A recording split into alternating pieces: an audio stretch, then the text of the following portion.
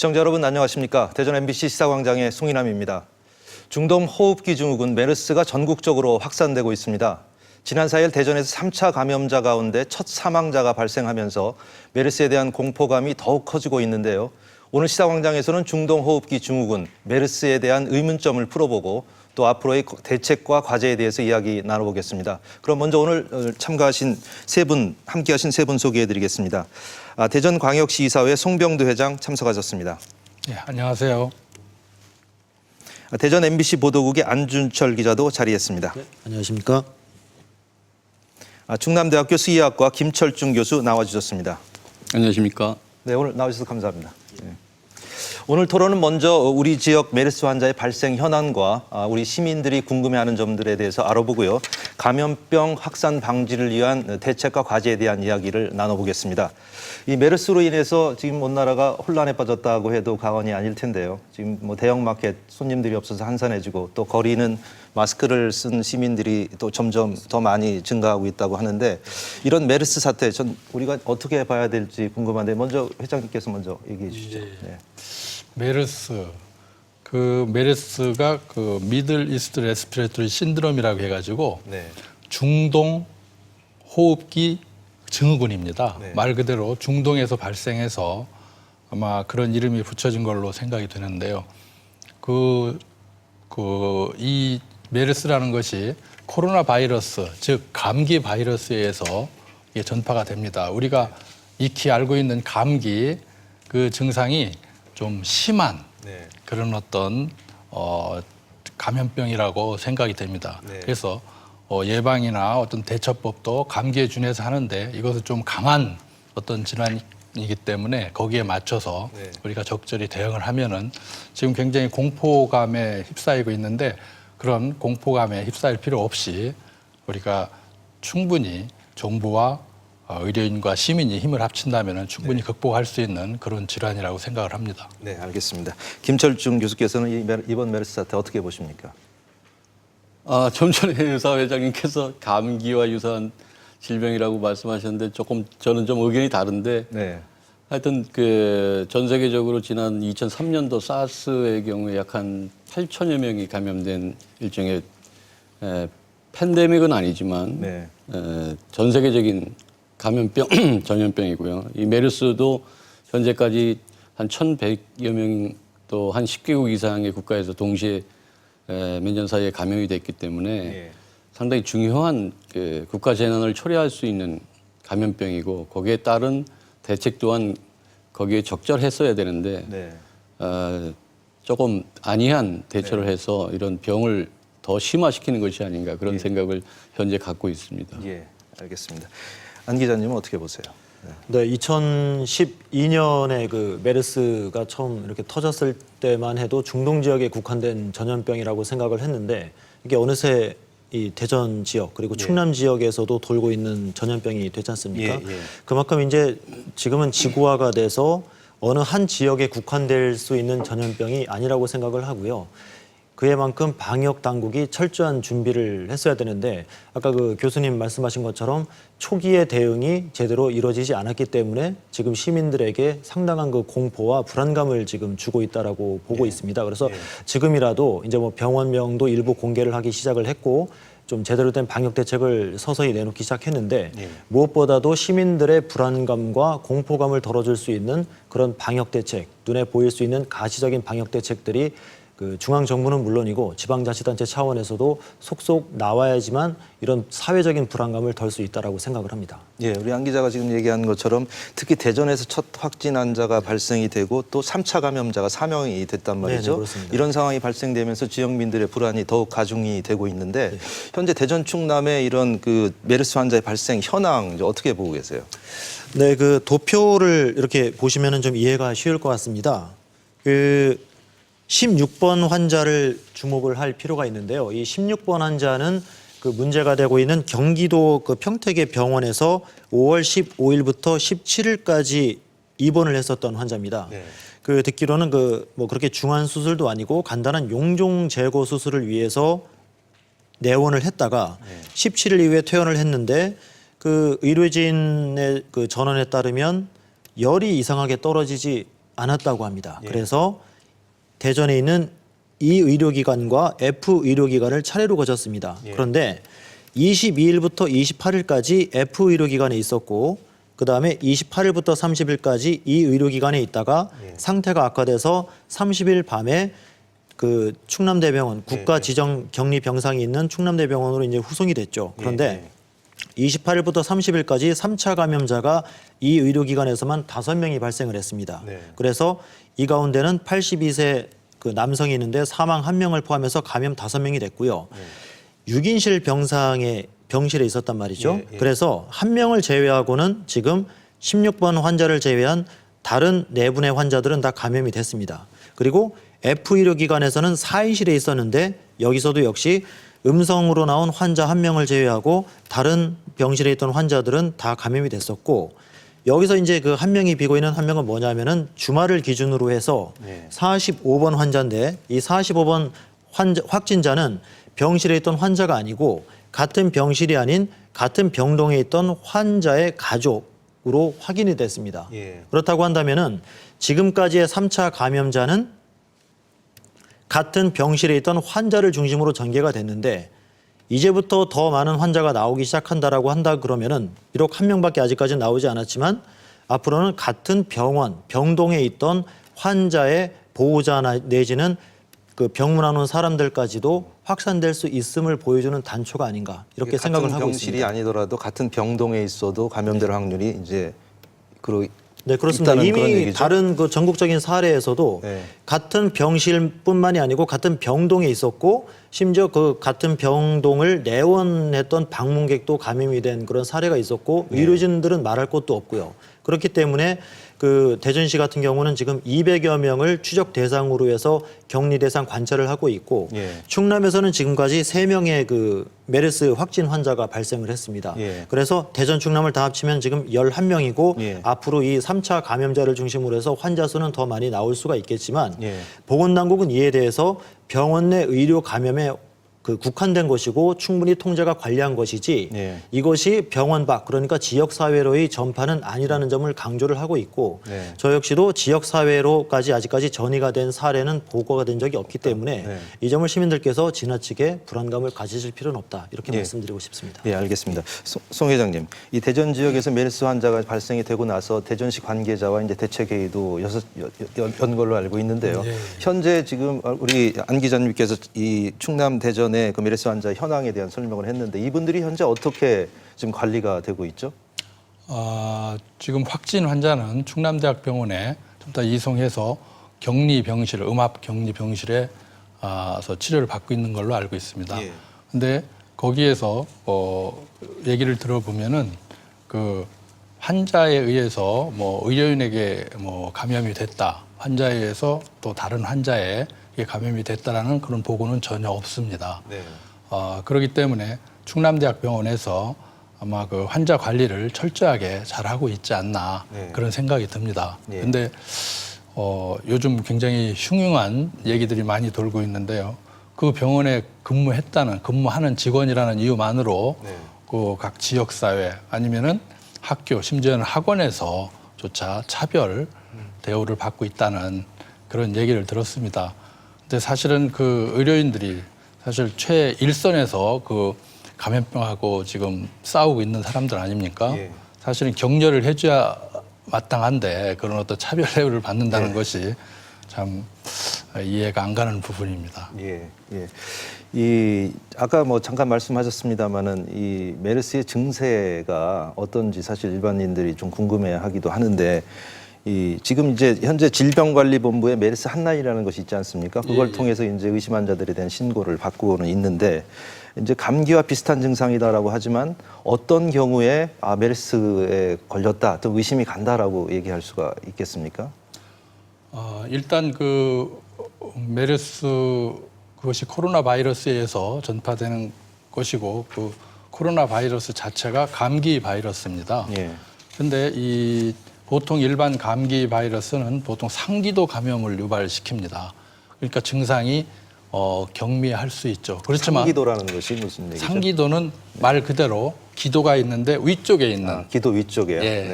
그러니까 깊숙하게 들어가지 않은 거죠. 그런데 이 메르스는 주로 하기도 감염을 유발시킵니다. 네. 물론 뭐 상기도 감염도 같이 유발시키지만 하기도 감염을 많이 유발시키는 걸로 알고 있습니다. 예. 그렇기 때문에 증상이 더 중하고 예. 심해지는 거죠. 예. 예. 그렇습니다. 증상 자체는 뭐 감기 증상 뭐 여러 가지 있죠. 열나고, 그러니까 기침, 가래, 그러니까 근육통도 생기고 인후통, 목도 아프고 그렇습니다. 그리고 뭐 복통, 설사 그런 증상도 있을 수 있고요. 심하면은 호흡부전, 예. 그리고 심하면은 뭐 신부전, 예. 그래가지고 사망에도 이를 수 있습니다. 그렇지만 이제까지 이제 사망에 이르는 사람을 보면은 기존에 어떤 질환이 있었던 사람들, 예. 뭐 만성 폐질환, 만성 신질환, 예. 하고 뭐 당뇨나 암 등 그런 기존에 질환이 있었던 사람들이 사망을 했지 건강한 사람은 이제까지 사망한 보고는 없습니다. 예. 이 잠복기가 있을 텐데요. 잠복기는 어느 정도 기간이 잠복기가 잠복기는 되나요? 보통 2일에서 이제 14일 정도로 예. 그렇게 생각을 하는데요. 잠복기 기간이라고 해서 전부 다 이게 균이 전파되는 건 아닙니다. 네. 잠복기 기간 중에 이제 증상이 발현이 됐을 때 그때부터 이제 전파력을 갖게 되는 거죠. 예. 그리고 전파라는 것도 우리가 이제 공기 뭐 전파도 있고 뭐 비말 전파도 있고 그런데 이 메르스에 대해서는 비말 전파되는 걸로 예. 알려져 있습니다. 비말 전파라는 것은 우리 몸의 어떤 분비물, 침이라든지 콧물, 눈물 예. 이런 것들이 이제 직접 뭐 이렇게 튀어서 전파가 될 수도 있고 예. 아니면은 그런 어떤 분비물이 뭐 손잡이라든지 그런 거에 묻어 있다가 네. 또 다른 사람이 그 손을 그 문고리를 잡고 그것이 이제 입이나 코나 눈에 네. 이렇게 그 점막에 이렇게 접촉을 함으로써 그 점막을 통해서 이 전파가 될 수도 있습니다. 예. 그 메르스균이라는 것이 결국에 김 교수님 그게 바이러스균 아니겠습니까? 네, 바이러스. 예. 그 뭐 우리 교수님께서는 사스 같은 바이러스에 대해서 연구를 많이 하시는 걸로 알고 있는데요. 이 메르스균과 이 사스균 이게 뭐 다 같은 바이러스인데 어떤 점이 유사하고 어떤 점이 또 다른 점이죠? 이제 균이라고 자꾸 표현하시는데 균은 박테리아고요. 예. 바이러스는 전혀 또 다른 생명체입니다. 그래서 네, 네. 사스균, 메르스균 말씀하시면 좀 틀린 얘기고 네, 예. 사스 바이러스, 메르스 예, 바이러스죠. 두 개는 모두 그 코로나 바이러스입니다. 좀 전에 예, 의사회장님께서도 말씀하셨지만 코로나 바이러스의 한 종류고요. 코로나 바이러스는 보통 네 가지로 크게 분류를 하는데 네. 동물에서 기존에 발견되고 병을 일으켰던 바이러스들이 많이 있습니다. 그래서 처음에는 이제 조류에서 예. 기관지염을 일으킨 바이러스가 있었고요. 그다음에 이제 최근에까지 뭐 금년 우리나라를 지금 여러 번 강타하고 있는 돼지에 또 코로나 바이러스가 있습니다. 예. 그런데 이 사스하고 메르스 바이러스는 사실은 그 박쥐에서 유래된 바이러스입니다. 예. 근데 두 가지는 박쥐에서 유래된 것은 맞지만 차이점은 사스 바이러스는 중간에 숙주가 없습니다. 현재까지 알려진 숙주가 예. 박쥐 위에는 없습니다. 그런데 메르스는 낙타라고 하는 숙주가 발견됐고 낙타에서 더 많이 왕성하게 바이러스가 증식하고 그것이 사람에게 감염이 되는 것으로 직접 알려져 있습니다. 그래서 그런 차이점이 하나 있고요. 두 번째 차이점은 사스에서 우리가 2003년도에 사스가 발견되고 발생한 이래 전 세계적으로 약 한 8천여 명이 감염이 되고 약 한 10% 내외의 그 사망률을 나타냈었습니다. 그런데 12년도 9월서부터 이 메르스 바이러스가 발견되고 사람에게 감염이 확인되면서 작년까지, 그러니까 금년 초까지만 해도 우리나라를 제외하고 약 한 1,100명 정도가 감염되는데 네. 확진된 환자의 경우에 약 한 37% 정도의 사망률을 나타냈습니다. 그러니까 네. 두 가지 바이러스의 오리진과 유사성은 매우 유사하지만 병원성에 있어서는 약간의 차이가 있고 예. 전파력에 있어서도 약간 차이가 있습니다. 좀 전에 말씀하신 대로 우리가 비말 감염이라고 했던 비말 감염이 주된 전파 방법이고요. 예. 공기 감염이 가능하느냐, 불가능하느냐 하는 것에 대해서는 논란의 여지가 있습니다만 학자들은 사스는 이미 공기 감염이 확인이 됐었고 네. 될 수 있다고 저희 모두 다 믿고 있습니다. 그런데 네. 메르스도 그러냐 하는 것에 대해서는 아직 연구가 충분치 않지만 가능성에 대해서는 다들 가능하다 하는 얘기를 하고 있습니다. 그래서 좀 전에 이제 우리 기자분께서 말씀하셨듯이 현재까지의 3차 감염까지는 모두 병원 내에서만 감염돼 있기 때문에 예. 주로 비말 감염이나 접촉 감염을 통해서 감염된 그 방식이 이루어졌다 그러면 만약에 지역 사회로 전파된다 그러면 그런 비말 감염이나 접촉 감염보다는 호흡기 혹은 공기 전파가 가능하다 그러면 더 큰 위험이 될 소지는 있습니다. 그러나 우리가 현재까지 알고 있는 상식, 지식은 작년까지의 중동 혹은 다른 여러 국가에서 발생하고 발병했던 것을 보면 아직까지 공기 전파에 의한 그런 위험성은 적지 않은가 그런 생각을 갖고 있습니다. 뭐 송 회장님 뭐 다른 의견 있으십니까? 이 감염 경로에 대한? 아니, 같은 의견입니다. 결국은 이제까지 밝혀진 것으로 봐서는 비말 감염이 맞다. 만약 이게 공기 감염이었다면은 지금과 같이 제한된 어떤 그 숫자만 있지는 않을 것이다. 더 많이 확산됐을 것이다. 그렇게 보는 것이죠. 예. 지난 4일 이제 아까 말씀하신 것처럼 대전에 처음 발생한 3차 감염자가 이제 사망을 했습니다. 예, 그래서 이 사망자를 보면 아까 말씀하신 것처럼 대전 지역 첫 확진자가 보면 6인실 병실에 입원했던 환자라고 하는데요. 네, 82세 남자입니다. 예. 근데 정부에서 사실 3차 감염이 없을 것이다라고 이제 얘기를 했는데 사실 그렇지 않았단 말이죠. 지금요. 계속 퍼져나가 3차 감염자가 생기고 있는데 이 3차 감염자가 생겼다는 것 그리고 생긴 그 발생이 된 분이 또 이 사망했다는 것이 어떤 의미가 굉장히 중대한 의미가 있을 것 같은데 이 부분에 대해서는 한번 우리 교수님께서 말씀해 주시죠. 글쎄, 역학자는 아닙니다만은 지금 3차 감염의 범위가 병원으로 국한되어 있는 상황은 어느 정도 저희가 그 낙관론적인 입장을 펼 수도 있습니다. 그런데 그 3차 감염자들이 다시 사회로 나왔을 때 사회 감염을 일으킬 거냐 안 일으킬 거냐에 대해서는 좀 전에 말씀드린 대로 논란의 여지는 아직 좀 있고요. 그러나 근본적으로 이러한 뭐 팬데믹을 일으킬 수 있는 가능성이 있는 전염병 혹은 감염병에 대한 대책은 최악의 상황을 고려해서 대책하는 것이지 낙관을 가지고 대책하는 것은 아닙니다. 그것이 뭐 국민 불안을 야기한다 하는 것은 조금 견해 차이가 있을 수 있습니다만 제 생각에는 제대로 된 정보 또 최악의 상황을 대책을 세웠을 때 국민들이 불안하지 않은 것이지 그런 것이 제대로 세워지지 않은 상황에서는 더 국민들이 불안할 것이다 그렇게 생각을 하고요. 이 바이러스는 아시다시피 우리나라에서 지금 뜻하지 않게 이런 많은 발생 건수를 일으키고 있습니다만 사실은 작년도에 사우디아라비아에서 발생한 것과 거의 모델이 같습니다. 지금 발생 상황을 보면 거기에 대해서 좀 일단 뭐 설명을 드릴 기회가 있습니다만 그 감염 패턴을 잘 연구해서 우리가 어떻게 갈 것인가에 대한 그 가이드라인을 잘 정하는 것이 더욱 중요하다고 생각합니다. 안 기자님 어떻게 보세요? 이 3차 감염자의 발생과 사망이 갖는 의미에 대해서 우리 김 교수님께서 잘 설명해 주셨는데 또 다른 의견이 있을 것 같은데. 지금 그 3차 감염자 같은 경우에 그 5월 15일부터 17일까지 경기도 그 평택의 병원에 입원했었던 그 16번 환자 전체 그 50명 환자 가운데 16번 환자가 이제 퇴원을 해서 대전을 오게 되는 거죠. 그럼 대전을 오게 되는 그 과정이 지금 명확히 밝혀진 게 없습니다. 그래서 17일 이후에 5월 22일부터 28일까지 F병원 그리고 22일부터 28일까지 그리고 28일부터 30일까지 대전의 2개 그 대형 병원을 입원을 해 있는 동안에 대전시는 물론이고 방역 그 질병관리본부도 제대로 이것이 메르스 감염인지 확인을 하지 못하다가 확진 판정이 나온 게 6월 1일이고 증상이 악화돼서 그 국가지정병원으로 긴급 후송한 것이 5월 30일 밤 10시쯤으로 알고 있습니다.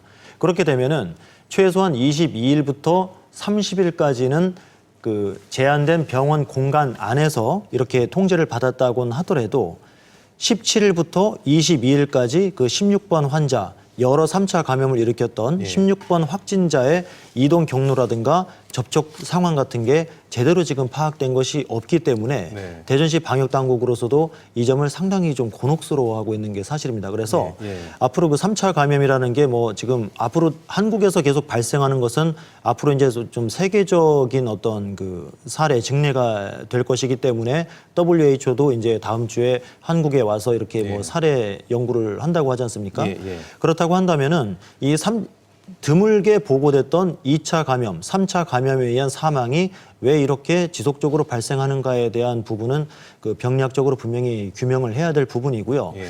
그에 앞서서 대전시가 지금 질병관리본부 쪽과 정보가 제대로 좀 교류가 되지 않는 부분이 있는데 시민들의 불안감을 해소하기 위해서는 그 16번 확진자의 17일 이후의 그 행적에 관해서 예. 정확히 면밀하게 확인할 필요가 있습니다. 예.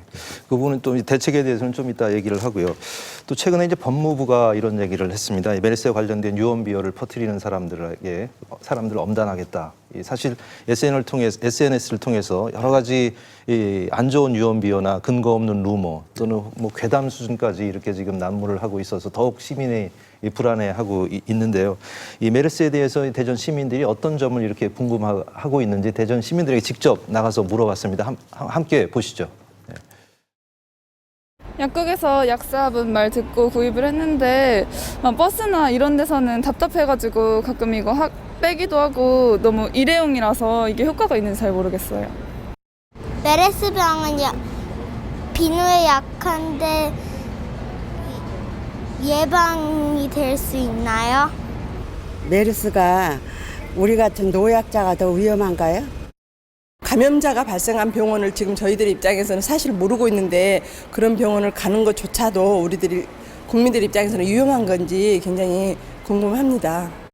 2주가 뭐 가장 중요한 거라고 하지만 3차 감염이 벌써 됐을 수도 있는 거고 됐잖아요. 근데 그 학교에 3차 감염이 된 아이들이 있을 수도 있거든요. 그럼 월요일에 다시 갔을 때 안전할까요? 요즘에 바셀린을 코에다 바르면은 전염이 안 된다고 하던데 그게 사실인지요? 예, 지금 시민들이 여러 가지 궁금증에 대해서 이 질문을 한 건데요. 두 분의 전문가들께서 좀 답변을 해주셨으면 좋겠습니다. 네. 일회용 마스크. 예. 그것은 이제 기침을 하는 환자들이 꼭 그 착용을 해야 됩니다. 네. 오히려 이제 환자 쪽에서 먼저 감염을 예방하기 위해서, 그러니까 다른 사람한테 전파를 시키는 걸 방지하기 위해서 꼭 그 마스크를 해야 되고요. 네. 그러면은 아무래도 이제 그 비말 침이라든지 그런 것이 더 이렇게 밖으로 멀리 가지 않겠죠. 예. 그리고 비누로 손을 씻으면은 뭐 당연히 효과가 있습니다. 이 코로나 바이러스라는 것이 어떤 그 세포에 막을 형성하고 있는데 비누나 알코올 세정제가 그 막을 파괴시키는 역할을 한다고 합니다. 그렇기 때문에 막이 파괴가 되면 그 바이러스는 이제 죽는 거죠. 그렇기 때문에 그것을 열심히 하는 것이 가장 그 병을 예방하는데 큰 도움이 되겠습니다. 그리고 노약자가 더 위험하다고 생각이 됩니다. 아무래도 연세가 많이 드신 분들은 항체 형성이 좀 늦어지거든요. 그러니까 그 질병이 더 오래 갈 수 있고 더 악화가 될 수 있기 때문에 노약자는 더 위험하다고 볼 수가 있겠습니다. 예. 네. 그리고 이제 감염자가 있는 병원에 가는 것이 어떻게 위험하냐 이런 질문인데요. 지금 그 감염자가 있었던 그 병원, 그러니까 입원해 있는 병원에서 그 감염자 관리, 치료를 철저히 잘 하고 있는 걸로 알고 있습니다. 오히려 거기에 대해서 대비를 할 때는 사실은 아무리 강한 적이라 하더라도 대비가 철저하면은 그럼 능히 막아낼 수 있는 거거든요. 지금 각 병원에서는 거기에 대한 대비를 철저히 하고 환자를 진료하고 있는 걸로 알고 있습니다. 그렇기 때문에 그 병원에 가서 진료하는 것이 뭐 전혀 오염에 대해서 걱정하지 않아도 된다고 생각을 합니다. 예. 김철주 교수님은 어떠세요? 지금 여러 가지 질문을 우리 대전 시민들이 궁금한 점을 얘기를 했는데 좀 이제 예를 들어서 바셀린을 코에 바르면 전염이 되냐 안 되냐 뭐 이런 질문 어떻게 답변할 수 있습니까? 네. 제가 회장님 말씀하시죠. 그 바셀린을 코에 바르는 것은 효과가 없습니다. 오히려 바셀린이 이제 지용성이기 때문에 그것이 코 점막을 통해서 흡수가 됐을 때 드물긴 하지만 그 지방성 폐렴을 유발시키는 것으로 알려져 있습니다. 예. 그렇기 때문에 바셀린을 코에 바르는 것은 오히려 더 안 좋은 예. 것이다. 예. 이렇게 알고 계시면 되겠습니다. 예. 휴교가 끝나고 학교에 가도 괜찮냐? 뭐 이런 질문도 있는데. 그 부분도 제가 답하기보다는 그러세요? 회장님께서 예. 말씀하시는 게 좋을 것 같아요. 저는 과연 이것이 지금 어떤 공포스러운 분위기가 많이 그 어떻게 보면 너무 오버돼 있지 않나 네, 그런 네. 생각이 듭니다. 그래서 네. 정말 휴교까지 가야 됐었나 하는 데는 좀 의심점이 있습니다. 예. 당연히 뭐 휴교 끝나고 학교에 가는 건 뭐 괜찮다고 생각하는데 그 전에 꼭 숙지해야 될 것이 기본적인 예방 수칙 그것을 철저히 지키면서 예. 그리고 이게 이제 면역력이 약한 사람들한테 문제가 되는 거거든요. 예. 면역력이 약한 사람들, 기존에 어떤 질환이 있다든지 그런 사람들은 그 사람들이 많이 모이는 그런 곳에 가는 것은 되도록이면 피하고 좀 더 철저히 예방 수칙을 지켜야 되겠죠. 예. 그것이 전제될 때 안전한 거지 예방 수칙을 소홀히 해서는 굉장히 위험한 결과를 초래할 수가 있습니다. 예. 이 시민들의 이런 그 궁금한 점을 들어보니까 사실 시민들께서 여러 가지 이 유언비어에 사실 굉장히 취약하다고 볼 수가 있지 않겠습니까? 그렇습니다. 취재 과정에서 이런 이 유언비어를 접한 경우가 상당히 많이 네, 있을 텐데 그렇습니다. 그 사례에 대한 얘기 좀 해주시죠. 유언비어라고는 하지만 사실 기자들도 몰랐던 정보를 어떻게들 아셨는지 또 이렇게 많이 또 뭐 회람 비슷하게 요즘은 네. 또 SNS 프로그램들이 많지 않습니까? 이렇게 하는 걸 보면은 그 중에는 또 맞는 것도 있었고 아주 또 사실과는 동떨어진 것들도 있었습니다. 그런데 사실과 동떨어진 것들 중에 대표적인 것은 그 환자가 거쳐가지 않은 병원의 실명이 적나라하게 공개가 되는 것이죠. 네. 그렇게 되면은 그 보건복지부에서도 그 문제 때문에 지금 병원을 완전히 공개하지 않는 것 중에 하나가 이른바 낙인 효과라는 게 그렇죠. 생기지 않습니까? 네. 심지어 어떤 경우까지 있냐면은 그 병원에서 근무하고 있던 그 의료 종사자들의 자녀가 다니는 학교가 어딘지까지도 이렇게 SNS를 돈단 말이죠. 네. 그렇게 되면은 그 정보를 획득한 분들이 학교나 학원으로 항의 전화를 합니다. 네. 왜 격리자인데 격리자의 가족인데 이런 식으로 다닐 수가 있느냐. 예. 근데 사실이 아니거든요. 예. 일부는 또 사실로 드러났지만 사실로 드러났다라고 하더라도 그건 또 개인 정보와 의료 정보는 또 엄격히 존중받아야 되고 보호받아야 될 문제인데 예.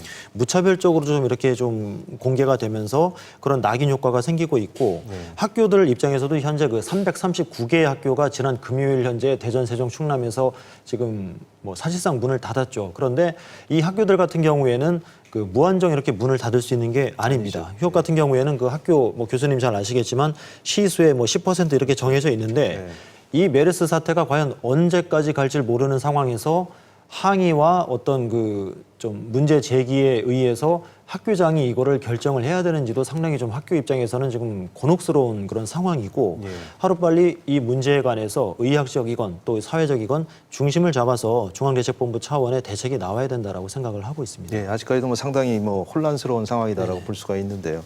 이 메르스가 확산되면서 아까 이제 말씀하신 것처럼 우리 어르신들의 건강, 특히 또 걱정이 되는 거 아니겠습니까? 이 대전 시민들의 목소리 좀 더 들어보고 이야기 나눠보겠습니다. 네. 날씨가 더워진다면 이제 메르스가 더 확산된다는데 그게 정말인가요? 사람이 많이 모이는 공공장소에 가면은 위험하다고 하는데 그것도 주의해야 될 사항인지 궁금하네요. 어떻게 하면 확실하게 안 걸리는지 확실한 거를 한번 얘기했으면 좋겠어요. 너무 걱정이 되고요. 저 같은 경우는 지금 돌아다니기도 굉장히 겁이 나는데 정부 쪽에서는 병원 공개도 해주고 이제 확실하게 대처를 해주시는 게 맞지 않나. 예, 두 분께서 시민들의 이런 궁금증 이제 답변을 좀 주셔야 될 것 같은데 우리 김철중 교수님부터 먼저 답변해 주시죠. 네, 제가 준비한 간단한 도표를 가지고 좀 설명을 드리겠습니다. 네. 이 도표는 작년도 2014년도 3월 말서부터 5월 말까지 사우디아라비아에서 발생한 메르스 환자의 숫자입니다. 숫자를 표로 나타낸 건데 보시면 한 달 반 내지 2달 동안의 폭발적인 발생과 감소를 나타내고 있습니다. 아마 우리나라가 이 케이스를 잘 스터디해야 된다고 저는 생각을 하는데 지금 아마 우리나라가 여기쯤 아마 와 있을 것 같습니다. 그 얘기는 뭐냐면 이 시기에 대부분 다 병원 감염입니다. 그 병원 감염이라는 것을 전제로 말씀드리고 두 번째는 사람들이 많이 몰려있는 그런 시기가 됐는데 그게 아마 낙타를 교배하고 낙타 시장이 열리는 그런 시기였다고 합니다. 예, 사우디아라비아의 경우에. 예, 사우디아라비아의 네. 경우에. 그러니까 아까 시민께서 말씀하신 많은 공공장소 사람이 많은데 가면 좋지 않겠느냐. 그건 당연한 말씀이시고요. 예. 그다음에 이제 대부분의 경우가 병원 감염입니다. 거의 90%, 95% 이상이 병원 감염이기 때문에 환자가 지금 치료받고 있는 혹은 확진해서 격리되고 있는 병원이라 하더라도 그 병원을 정부에서는 공개할 필요가 있습니다. 예. 그래야지만 정확한 정보에 따라서 사람들이 그 병을 피해야 한다는 것이 아니라 되도록이면 자기의 개인위생을 지켜가면서 그 병원에 내원하지 않도록 하는 것이 방법입니다. 이것은 제4의 사회 감염을 예방하는 것도 그 방법 중에 하나에 들어갈 것입니다. 그래서 정부에서는 반드시 물론 이제 주말에도 이제 벌써 그 병원 내 감염으로 인해서 50명의 환자가 넘게 확진을 받았기 때문에 병원 내 감염이 가장 주된 소스이기 때문에 병원을 지금 국민들한테 알리지 않고 그냥 이 메르스 사태를 종식시키는 정말 어려울 것입니다. 그래서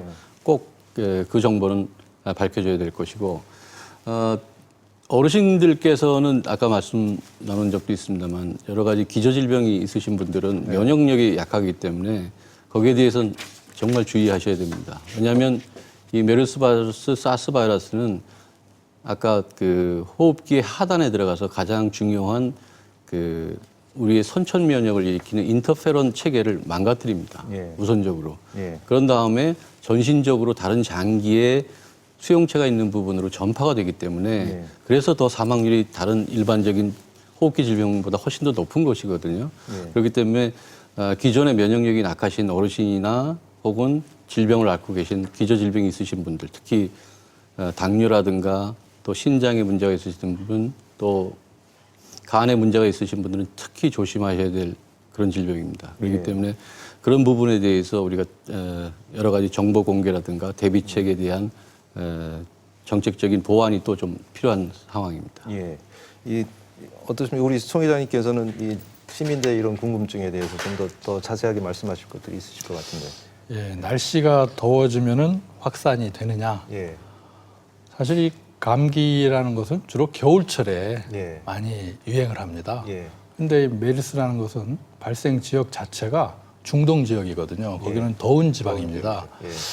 그래가지고 겨울철이 아니라 하더라도 이 여름철이라 하더라도 특별히 좀 신경을 써서 주의해야 되지 않을까 그런 생각이 들고요. 그리고 공공장소에 가면 더 위험하지 않느냐? 당연히 공공장소에 가면은 그 사람을 접촉할 기회가 많기 때문에 더 위험할 수 있습니다. 그렇지만 우리가 그렇다고 해서 공공장소를 전혀 안 갈 수는 없는 거 아니겠습니까? 일상생활 하는데. 그렇기 때문에 우리가 철저한 어떤 기본 안전 수칙 그것이 참 중요하다고 생각합니다. 그렇기 때문에 그걸 철저히 지키면은 그리고 이제 여기 교수님께서도 말씀하셨지만 그 기존의 어떤 질환이 있는 분들한테는 상당히 위험한 질환이기 때문에 그런 어떤 기존 질환을 갖고 있지 않는 그런 건강한 사람이라면은 항상 기본적인 어떤 수칙은 지켜야 되겠지만 그렇게 공포감에 떨어서 자기 일상생활을 못할 정도의 그런 것은 아니라고 생각을 합니다.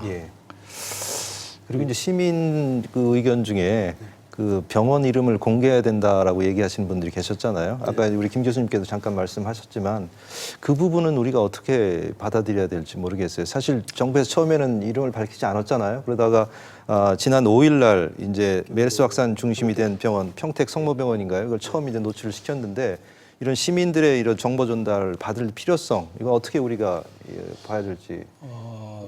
저도 여기 안 교수님하고 같은 어떤 의견인데요. 일단 공개를 해서 시민들한테 보다 많은 정보를 주는 것이 오히려 이 병의 어떤 확산을 막는 데 도움이 되리라고 생각을 합니다. 근데 정부가 그렇지만 처음에 이제 그걸 하지 않은 정부의 어떤 이유도 있을 거 아니에요? 그 병원을 공개를 했을 경우에 그 병원을 이제 환자들이 기피를 하게 되는 거죠. 예. 그렇게 되기 때문에 그 병원은 그 순간부터 아주 진짜 어떤 막대한 어떤 피해를 보게 됩니다. 병원은 피해보지만 국민들은 더 위험에 빠질 수가 있는 건데. 그렇죠. 그러니까 그 어떤 그 장단점이 서로 이제 상존하는 건데 그렇기 때문에 공개를 해서 그 국민들한테 어떤 그 정확한 정보를 주고 그래서 확산을 방지하고 또 그 병원 공개된 병원에 대해서는 그에 따른 어떤 적절한 대책이 세워져야 되지 않겠나 그런 생각이 듭니다. 강 기자님 현장에서 취재할 때 이 문제 어떻게 지금 보고 계세요? 이미 아실 만한 분들은 다 알고 계시고 있고 특히 또 일부 언론을 중심으로 해서 그 메르스 발병 지도를 지역별로 정리를 해서 그 처음 1번 환자의 감염 그 경로, 그 병원의 동선까지도 다 파악한 지도가 이미 일부 언론에서는 다 보고가 되고 있습니다. 네. 예. 그런데 저희 그 취재진들도 상당히 좀 혼란스럽죠. 이 실명을 공개를 하는 것이 전체적인 그 보건 그 행정 관리에 득이 되는지 실이 되는지 하루에도 몇 번씩 그것 때문에 내부에서 회의도 하고 토론도 하고 있는데 일차적으로는 두 분 교수님 말씀들처럼 그 더 이상의 추가적인 혼란을 막기 위해서는 병원 정도는 공개를 하고 어떤 점을 지켜야 되고 어떤 점을 지키지 않아도 되는지 그런 부분에 대한 가이드라인을 분명히 좀 설명을 해 주셔야 되거든요. 그러니까 지금 아까 강 교수님 같은 경우에 그 사우디아라비아의 그 메르스 감염건을 말씀해 주셨는데 저도 이제 그 지난 3일 날 발표된 그 랜싯 그 학술지 최신호를 보면은 이렇게 그 중동 지역의 전반적인 그 메르스 발병 그래프를 이렇게 보면은 특정 지역 2014년도에 여름철을 중심으로 급증을 했다가 이제는 거의 하강 국면이거든요. 근데 그때 사례를 그 교수님 말씀하신 것처럼 중시할 필요가 있다고 생각을 하고 있는 게 2014년 3월에서 5월까지 사우디에서 상당히 그 빠른 속도로 메르스 환자가 증가를 했단 말이죠. 그런데 병원에 입원했던 환자들을 중심으로 해서 이 환자들이 많이 발생을 했습니다. 예를 들면 병원에 입원했던 환자가 34%고요. 또 외래 환자로 병원에 입원했던 사람이 62.4%, 그리고 확진자를 접촉한 사람들이 또 20.2% 이렇게 병원 중심으로 가고 있는데 병원 내에서만 컨트롤할 수 있다는 자신감을 보여주면은 그만큼 메르스 그 방역 차단에 대한 그 심리적 안정감을 국민들한테 제공할 수가 있는데 이게 전방위적으로 무차별적으로 지금 정보를 그 차단을 하다 보니까 불필요한 오해와 불필요한 불안감까지 발생을 하고 있다. 저는 그렇게 생각을 하고 있습니다. 예, 아까 말씀하신 거 현재 이제 공개된 병원이 평택 성모병원인데요. 보면 위험 시기인 5월 15일에서 29일까지 이 평택 성모병원을 방문한 모든 사람에 대해서 정부가 전수조사를 하겠다고 하는 거거든요. 그러면 어떻게 보면 우리 지역에서도 분명 그 병원을 방문한 그런 환자나 또는 뭐 보호자나 관계자들이 있을 텐데 이분들은 어떻게 우리가 조치를 해야 되나요? 지금 그 대전 같은 경우에 그 정확한 숫자를 공개하지 않고 있습니다만 대략 추산되는 게 대전은 200여 명이고 충남은 140여 명 그리고 그 세종시는 상당히 그 수가 적은데요. 전체적으로 대전과 세종, 충남에서는 한 300여 명 정도를 지금 추적 관찰 대상으로 하고 있습니다. 그래서 그 메르스 확진 환자가 발생한 2개 병원에서는 지금 의료진과 그리고 그 보호자 그리고 그 다른 환자들 같은 경우에는 병원 내 국가 지정병원을 비롯해서 해당 병원에서 격리를 하고 있고 그 범위 대상을 단순히 이렇게 그 같은 병실에 있었던 사람들뿐만 아니고 그 16번, 2번 그 3차 감염을 유발시킨 2차 감염자가 접촉했었던 여러 사람들을 중심으로 해서 그 추적 범위를 계속 넓히고 있는데 그 복지부의 발표에 따르면은 이 16번 환자 상태가 그렇게 좀 불안정하다라고 하고 있거든요. 그렇게 되면은 본인이 17일에 그 평택 병원에서 그 퇴원을 해서 대전에서 어떻게 어떤 사람을 만나서 어디를 접촉을 했는지에 관한 행적이 뚜렷하게 아까도 말씀드렸지만 나오지 않고 있단 말씀이죠. 그래서 이 부분에 대한 왜냐하면은 병원 밖 감염의 가능성을 충분히 시사할 수 있는 부분이기 때문에 이 부분에 관한 추적이 무엇보다 면밀하게 이루어져야 됩니다. 그리고 다른 지역 얘기입니다만은 일부 지역에서는 그 환자가 시외버스를 교통수단을 이용을 해서 이동한 그런 사례까지 지금 보고되고 있지 않습니까? 예, 예. 그리고 또 의료진이 어떤 불특정 다수가 그 참여하는 그 컨벤션 시설에서 열린 회의에 참석을 해서 지금 또 서울시가 긴급 방역 대책을 내놓고 있는데 이렇게 병원 안에서 이루어지고 있는 병원 내 감염은 충분하게 컨트롤할 수 있다라고는 하지만 병원 외에서 그 환자와 그리고 환자와 접촉했던 사람들이 그 이렇게 오고 갔던 그런 동선만큼은 철저하게 규명을 해야 된다 이렇게 생각을 하고 있습니다. 예, 그래서 이제 지역에서 열리는 여러 가지 행사들이 이제 연기되거나 취소되는 사례가 네네, 이제 많이 그렇습니다. 있지 않습니까? 예. 어떻게 보세요? 대전과 충남의 이런 대응 체계 어떻게 지금 가동이 되고 있다고 보십니까? 좀 답답합니다. 답답함의 연속인데 대표적인 게 그 중앙의 방역대책본부와 지방자치단체 간의 커뮤니케이션이 제대로 되지 않고 있다라고 하는데 문제점이 있습니다. 예. 예를 들면 환자가 발생을 했다. 그러면 취재진들이 당연히 물어보지 않습니까? 그러면은 대전시에서는 제대로 이거를 통보를 받은 게 없다는 거죠. 예. 예를 들면 질병관리본부에서 컨트롤을 하고 있고 장악을 하고 있기 때문에 우리는 그 뭐 뒤치다거리라고 해야 됩니까? 모든 환자 발생이라든가 이런 부분을 다 책임을 지면서도 그 부분에 관해서는 통보를 받지 못하고 국가지정병원에 담당자가 연락을 해서 그 환자가 들어왔냐 안 들어왔냐 이걸 따지고 있는 좀 어떻게 보면 일반 시민들이 생각하시기에는 대단히 좀 한심한 네. 그런 방역의 호흡이 잘 안 맞는 그런 걸 보고 있으니까 예.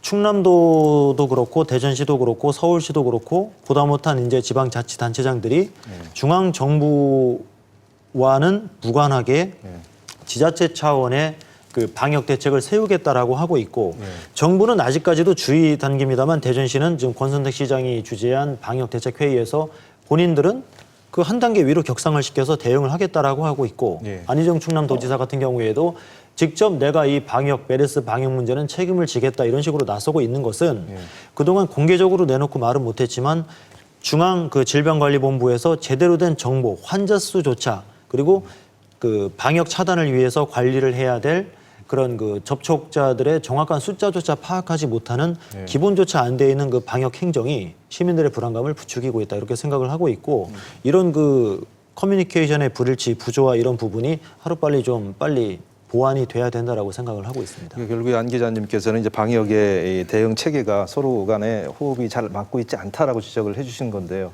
김 교수님께서는 어떻게 보십니까? 지금 이제 아까 정보 공개 또 병원에 대한 공개 말씀하시면서 이제 그쪽으로 넘어갔는데 사실 회장님 말씀대로 여러 가지 그 부작용이 있을 수 있습니다. 부작용이 있을 수 있는데 우선 방역 당국 질병관리본부나 보건복지부에서 이 질병에 대한 판단 미스가 처음서부터 있었다는 것이 이제 근본적인 원인이 될 것이고요. 왜냐하면 아까 이렇게 도표를 보여드리면서 사우디아라비아의 경우에 자국 내에서 발생하다가 2012년도서부터 2014년도에 해외로 다 나가기 시작했습니다. 뭐 질병을 수출한 셈이 됐죠. 그러면서 각국은 거기에 대한 대응 매뉴얼을 세우고 WHO에서도 가이드라인을 정하고 어떻게 해야 된다고 하는 또 병원의 관리를 어떻게 해야 된다고 하는 그 글로벌 얼라트라고 해서 전 세계가 경계해라라고 했는데 그것을 우리나라가 못 받았을 수는 없습니다. 다 알고 있었겠죠. 그런데 이런 질병이 들어올 것에 대해서 각 시군이나 저읍면 단위의 의원이나 이런 데 이런 질병이 해외 질병들이 유행할 가능성이 있으니까 만약에 이런 유사한 환자가 오면 어떻게 해야 된다고 하는 그런 거에 대해서 받으신 그 지역병원이 있으실까? 없을 것 같습니다. 거기서부터 오산이 왔던 것이고요. 이게 이미 작년의 얘기입니다. 그러면 우리나라에서 그런 환자가 왔을 때 지금 처음에 진단을 요구했던 의사도 뭐 이게 진실인지 거짓인지는 모르겠지만 요구를 2번이나 해서 결국 메르스 진단이 처음에 나왔다는 거 아닙니까? 그 얘기는 뭐냐면 이 질병을 정말 간과하고 무시하고 자기네들이 할 일을 책임을 유기했다, 직무 유기했다는 얘기밖에 안 됩니다. 거기서부터 이제 병원을 왜 공개하지 못하느냐는 그 정보 공개에 대한 얘기가 퍼져 나오기 시작하는 겁니다. 사실 외국의 이 메르스 환자에 대한 대책은 병원서부터 동선까지 다 공개를 했거든요. 그러면서 거기에 있는 모든 사람들을 다 격리하고 함으로써 한두 케이스로 끝났을 텐데 예. 그것을 우리가 놓쳤던 것은 아까 무슨 병원의 이익, 그게 국가의 이익하고 국민의 안전하고는 전혀 얘기가 그렇게 설명한다는 방역 당국은 얘기를 할 수가 없습니다. 그렇게 설명이 될 수가 없죠. 거기 연관돼서 아까 말씀하신 골든 타임을 정부에서 놓쳤다라는 지적을 해주셨는데 그렇죠. 그거 어떻게 이제 우리가 봐야 되는 거죠? 그런 정황이 사실 나오고 저의 있잖아요. 개인적인 네. 이건 진짜 개인적인 경험인데요. 서울에는 지인이 메르스 확진을 받았습니다. 오늘. 예. 그분이 알려진 D병원, 주 대형 병원의 응급실에 다른 이유로 갔다가 예. 그 당시에 운이 나쁘게도 진짜 메르스 환자, 그때까지는 확진이 안 됐던 환자와 같은 응급실에 귀가함으로써 예. 자기는 모르고 그 응급실을 이제 퇴원한 것이죠. 예. 퇴원했는데 며칠 후에 갑자기 고열이 나고 복통이 있어서 이거 도저히 안 되겠다. 이거 요즘 이제 메르스인가 보다. 그리고 보건소에 통보했더니 보건소에서는 다시 그 응급실로 가라. 예. 이렇게 얘기가 된 거예요. 그래서 벌써 2, 3일 입원하면서 검사를 2-3번 받고 확진을 받을 것 같습니다. 그러니까 주말이 지나면 아마 그분이 새로운 확진자로 나오겠죠. 그 사이에 그분한테 방역당국 한마디의 전화통화나 한마디의 주의나 한마디의 자가격리도 없었습니다. 예. 그 얘기는 뭐냐면 그 이미 물론 열심히 하고 계시죠. 그러나 중요한 대형 병원에서조차 발생했던 그 주위의 모든 그 관계자들 혹은 그런 분들에 대한 조치가 그만큼 아직 미흡하다 하는 겁니다. 그러기 위해서 그러면 시민들은 어떻게 해야 되느냐? 우리들이 지켜야죠. 그러기 위해서는 정확한 정보가 필요합니다. 예. 이 송 회장님 어떻습니까? 지금 우리 김철중 회장님께서 전 교수님께서 여러 가지 지적을 해주셨는데 지금 의사 회장이신데요. 이런 우리의 그 방역 체계, 대응 체계 어떻게 지금 보고 계시고 또 평가하고 계십니까? 지금 이 문제가 어떤 시스템에 근본적인 문제가 있다고 저는 생각을 하거든요. 지금 우리나라의 어떤 그 방역은 보건복지부에서 담당을 하고 있는 것 같은데 워낙 복지 쪽의 비중이 크다 보니까 보건 쪽은 좀 등한시하는 것 같습니다. 그래서 이 시스템을 보건복지부 내 보건부 그렇게 하고 복지부 이것을 좀 분리해서 운영할 필요가 있지 않을까. 그래서 이런 경우에 보건부에서 헤드 컨트롤 타워 역할을 해가지고 관리를 하면은 보다 더 신속하게 정확한 어떤 지침이 내려오지 않았을까 그런 생각이 듭니다. 너무 이제 복지 쪽에 이제 그러다 보니까 보건 쪽이 좀 소홀히 된 부분이 있지 않나. 그래서 좀 안일하게 대응을 했기 때문에 우리 김 교수님 지적대로 골든 타임을 놓친 것은 확실해 보입니다.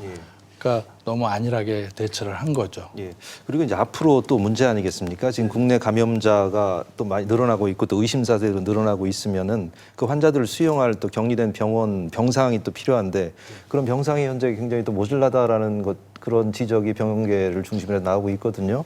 그렇게 본다 그러면 우리가 이제 이런 재난 상태를 맞이했을 때 여기 보면 이제 재난중심병원이라든지 국가재난의료센터 뭐 이런 것들에 대한 필요성도 우리가 지금 굉장히 필요하다고 보는데 이 부분에 대해서는 어떻게 보세요? 그 부분도요. 지금 이제 어떤 의료 재난이 발생했을 때 보다 더 신속하게 국가 지정 거점 병원을 이렇게 지정을 해야 된다고 생각을 합니다. 그리고 지금 공공의료기관이 좀 있는데 지방의료원이나 보건소, 특히 보건소 같은 기관을 어떤 진료하고 예방 지금 그걸 두 가지를 같이 하고 있는데 진료 부분은 좀 다른 어떤 민간 병원에 맡기고 어떤 방역이나 평상시에는 방역 금연, 알코올 좀 아니면은 이제 치매 그런 어떤 예방 쪽에 치중을 하고요. 이런 재난이 발생했을 때는 바로 이것을 국가 지정 거점 병원으로 이렇게 좀 지정을 해가지고 보건소에 어떤 격리 병동도 좀 만들어 놓고 그런 시스템으로 움직이면은 보다 더 병실도 많이 확보가 될 수 있고 보다 더 신속하게 그런 어떤 감염병에 대처할 수 있지 않을까 그런 생각을 해봅니다. 국가 거점 병원이 하는 구체적인 역할은 뭐죠? 굉장히 중요한 역할을 하고 있는 걸로 알고 있는데요. 뭔가 의심 환자부터 관리를 하기 시작하게 되는 거죠. 예. 지금은 이제 환자가 어떤 증상이 좀 나타났다. 그러면은 일반 병원을 가면은 거기에서 의사가 이제 판단하기에 이건 감염병일 가능성이 있다. 그러면은 격리를 시킨 다음에 그때 이제 뭐 보호 조치를 하고 그다음에 이제 보건소에 연락해서 보건소에서 와가지고 이 환자를 그 이제 국가 거점 병원 그쪽으로 이제 옮기는 걸로 이렇게 시스템이 되어 있습니다. 그것은 상당히 어떤 시간적인 어떤 낭비도 있고 그렇기 때문에 환자가 미리 이제 국민들한테 홍보를 하는 거죠. 이런 어떤 증상이 있을 때는 이러이러한 곳에 전화 연락을 하십시오. 그러면 거기에서 직접 그 환자가 있는 곳으로 출동을 하게끔.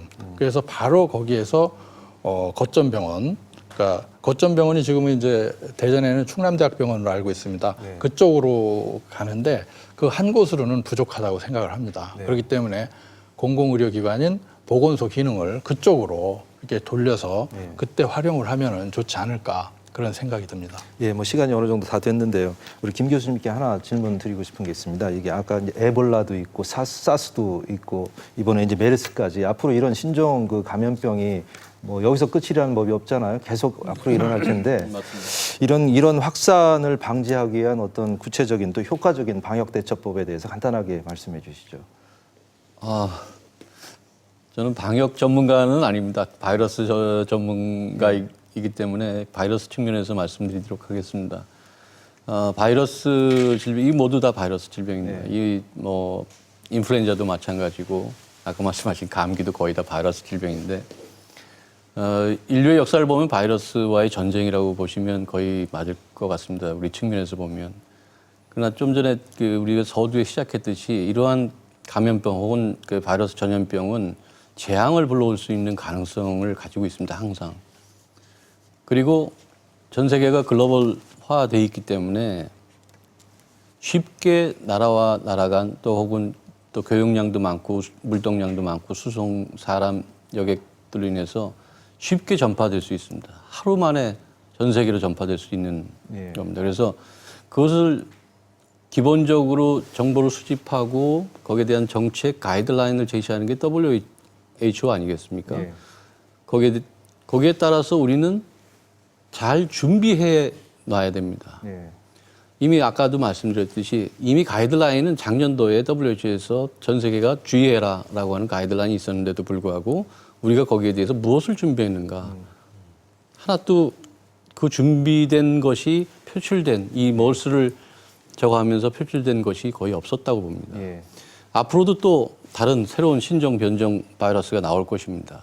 또 그것이 또 동물과 사람에게 위해를 일으킬 것입니다. 그러면 거기에 대한 과거는 과거 일로 그냥 묻지 말고 교훈을 통해서 우리가 준비할 것을 아까 거점병원이든 2차 거점병원이든 그것을 통과하는 컨트롤 타워든 간에 만들어야 된다는 것이죠. 그리고 그것을 운영하는 연습을 해봐야 됩니다. 그런 것이 저는 절실하게 이번에 또 필요하다고 생각합니다. 뭐 교훈에 대해서 말씀을 해주셨는데요. 안주철 기자 마무리 좀 해주시죠. 네, 그 방역에서는 바이러스나 균에 지는 게 아니라 두려움과 공포 때문에 진다라고 하는 말이 있습니다. 그만큼 그 사람들의 공포를 방역 당국에서는 제대로 파악을 하고 그 최악의 상황까지 이렇게 대비를 해놓고 여러 가지 대책들을 좀 내놓는 게 중요하다고 생각을 하고 있고요. 그리고 초기에 뭐 3차 감염 가능성이 낮다든지 아니면 사망 가능성이 낮다든지 이런 좀 낙관적인 그 안이한 자세를 버리고 지금이라도 일말의 가능성이 있다면 그것이 닥칠 최악의 가능성까지 상정을 해서 시민들에게 올바른 정보를 제공하고 이미 감염이 확인됐을 때는 늦는 거거든요. 그래서 우리는 또 이미 그 2003년 사스 때라든가 2009년 그 신종플루 때 이런 그 여러 가지 어려움들을 이겨낸 또 전력이 있습니다. 그 전력을 10분 발휘해서 지금의 메르스 사태를 지역사회가 충분히 이겨낼 수 있다고 생각을 하고 있습니다. 네, 감사합니다. 중동호흡기 증후군 메르스 사태를 두고 일부에서는 세월호 참사에 빗대어 정부의 미흡한 초기 대응에 비판적인 시선을 보내고 있습니다. 지금이라도 국가 재난 상황의 컨트롤 타워를 자처하며 출범한 국민안전처 차원의 대응이 꼭 필요하다고 보는데요. 이런 그 국민의 생명과 안전에 대해 책임지는 그런 모습을 정부가 빨리 보여주기를 부탁드립니다. 시청해주신 여러분 고맙습니다. 안녕히 계십시오.